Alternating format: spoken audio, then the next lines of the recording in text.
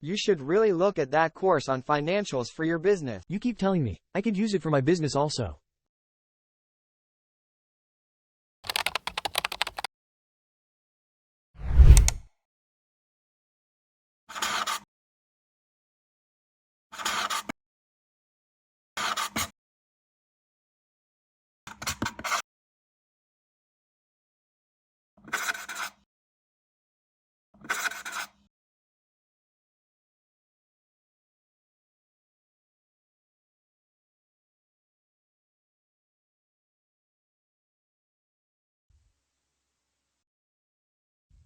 Now we'll begin talking about the income statement. The primary purpose of the income statement is to show all of your income, revenue, or another term, cash, flowing into the company. And that'll be located at the top of the income statement. At the bottom of the income statement, you'll show all your expenses or costs that are associated with your So this business. shows all my money, all of it? Now keep in mind, Pepper, all of the income as well as the expense descriptions should relate to the type of business that you have. So I can keep track of all my capes, all my masks, all my arrows. What I mean are the descriptions under your income as well as your expense section should reflect the type of business that you're in. So say if someone owns a cupcake making business, well, you'll show at the top your income, perhaps by the types of cupcakes or maybe the location if you're a very large organization. And then under the expense column, you'll have flour, ingredients, or purchase of flour, and then maybe you'll have rent or cost of purchasing equipment. And so, but it will reflect again the type of business. If you own a photography business, all those different descriptions will also be different. Maybe underneath income, you'll say income from landscape photography, income for portrait photography, because overall it should reflect the type of work or service that you provide. Okay, I get it. I would have different descriptions for my business, but can I switch them around, Yes, for your business, your superhero business, you would have different descriptions. However, no, you can't change them around. Income should always be at the top and expenses at the bottom. Oh, I get it. So I should be able to see all the different places income coming in and all the different places money going out, right? Yes, you can. Indeed, you can change the descriptions to reflect more about your business. You can add categories, but again, you should always have income will always be at the top and expenses will always be at the bottom because it's a universal standard. That way, anybody that picks up your financial statements worldwide should also be able to understand where your business is by knowing that all your income is at the top and all your expenses is at the bottom. You can get creative in any other area in your descriptions, but this format, you have to remain the Is there a same. different reason why all the balance sheet has a format and the income statement has its own format?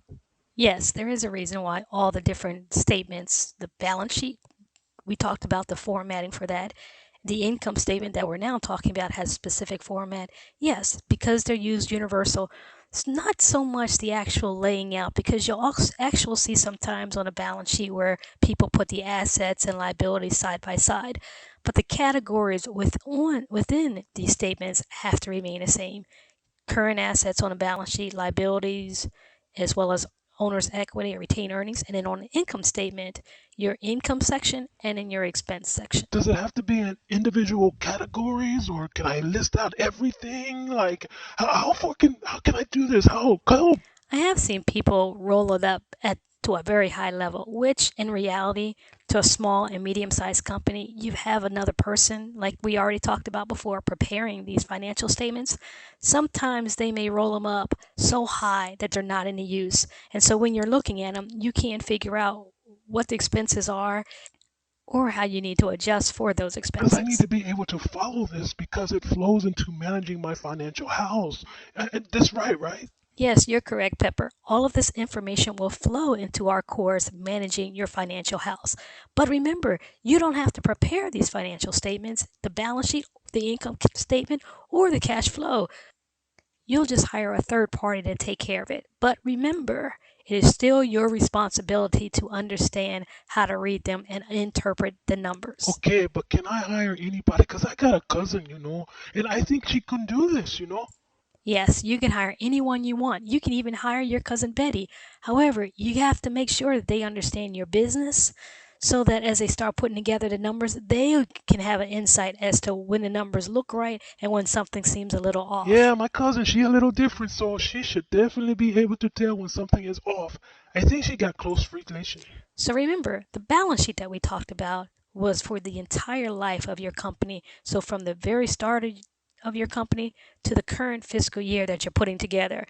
However, the income statement and the cash flow statement is only for that specific fiscal year that you're putting together. So for example, if your fiscal year or your financial year ends in December 31st, that means that your financials are running from January 1st to December 31st, but your balance sheets will say as of December 31st and whatever the year is. But I can use a calendar year that's the same as my fiscal year to make it just easier.